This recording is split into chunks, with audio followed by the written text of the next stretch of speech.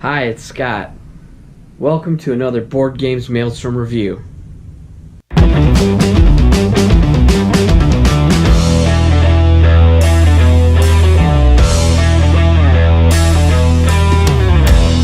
Hi, today we're going to take a look at the 3 to 5 player game Kung Pao Chicken, designed, and the artist is also Tate Wu, published by Sunrise Tornado Game Studio. This is takes about 15 minutes per game, and it's for ages 8 and up. So a great game that you might get your kids interested in. This is very family friendly, which is one of the reasons that I think it's a pretty good game. This is a setup right now for 3 players. Each player is dealt a barn. On the opposite side of the barn, you'll find what happens in the round.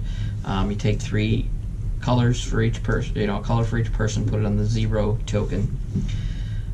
0 space of the scorecard. I don't believe I got a scorecard with my copy. I'll have to check into that, but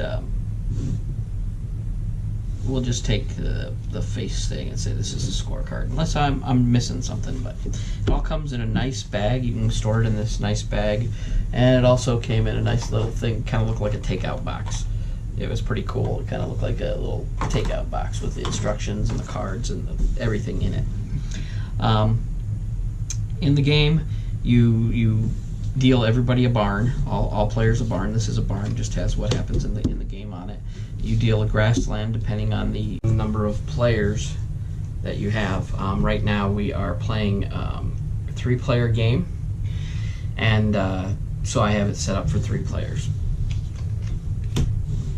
Everyone is dealt 1 card from a pool of cards that are set up for the round.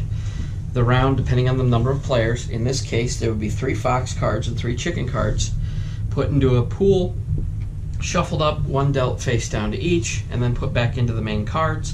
Then everyone gets dealt an even number of cards, and the remaining card goes in the center on the grassland. Now, after you get your cards, you are allowed to look at these ones. These ones you are not. These cards, before they're dealt, you hold these cards up like this on your forehead, so all the other players can see what you are, and you can see what they are, but you do not know your own identity. After that, it's probably best just to slide it under the barn. Then you get dealt your other cards, and you take a look at them, and in rounds 1 and 3, you pass the card to the left. In rounds 2 and 4, you pass it to the right. Or actually, 1 and 3, you pass the card to the left. Round 2, you pass it to the right. But you choose 1 card, and you would then pass it to the left. And then this person would pass a card, and this person would pass a card to me. And then you take turns playing cards to any location until all the cards are gone. If the revealed card is a fox, may move it to another location that has no hound. And then it goes into the who am I phase after all the cards are played. Let's just say we played this, and my barn this. He plays a card here, and he plays a card here, and this guy plays a fox over onto the main. This guy plays a card onto the barn here, and I play a card onto the barn, and then somebody else plays a chicken, and everybody, this goes through until everyone has played out their hands. Depending on, you're going to play this depending on what you think you are. What you think your guy is. This probably wouldn't be something you would put there.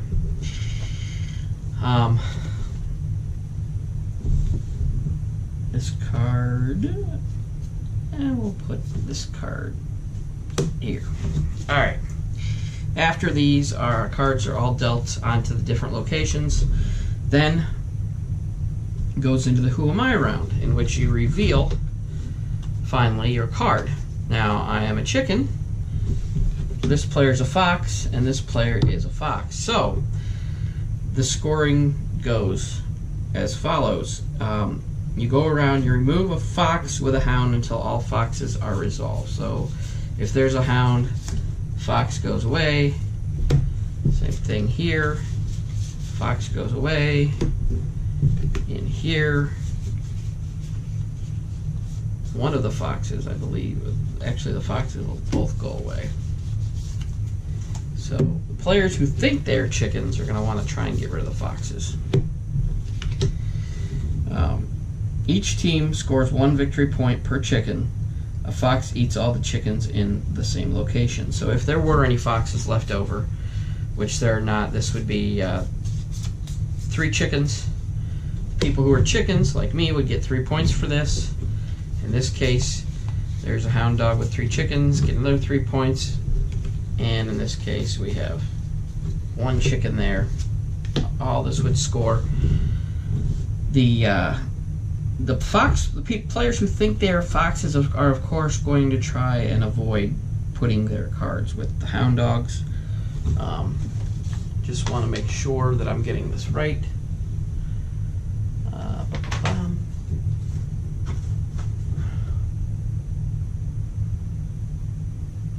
You chase the fox away is phase 4. You reveal all the face down cards in all locations.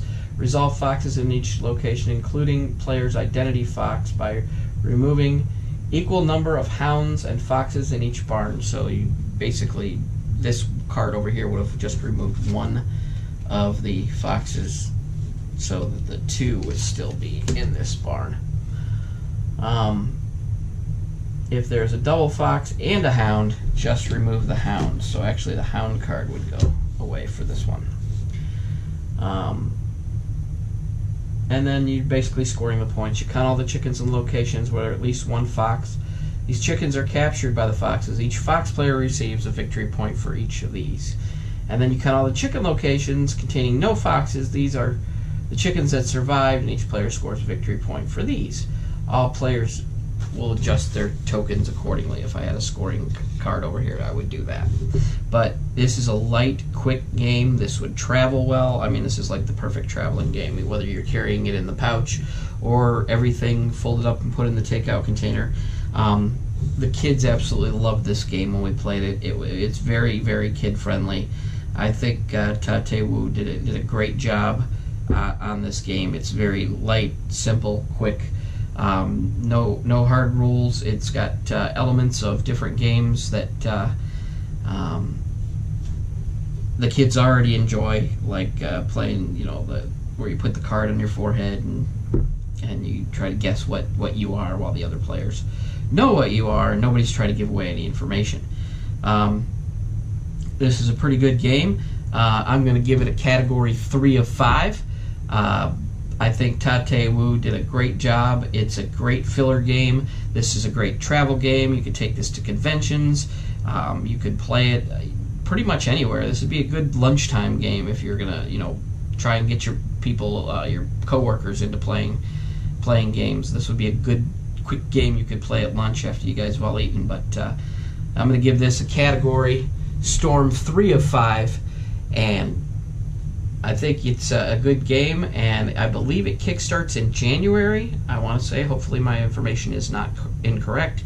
Kickstarts in January, and this is something you're going to want to back for a light, quick card game, filler game, travel game. It would be an awesome addition to your collection. So, kickstart it in January when it comes out, and thanks for stopping by for another Board Games Mail.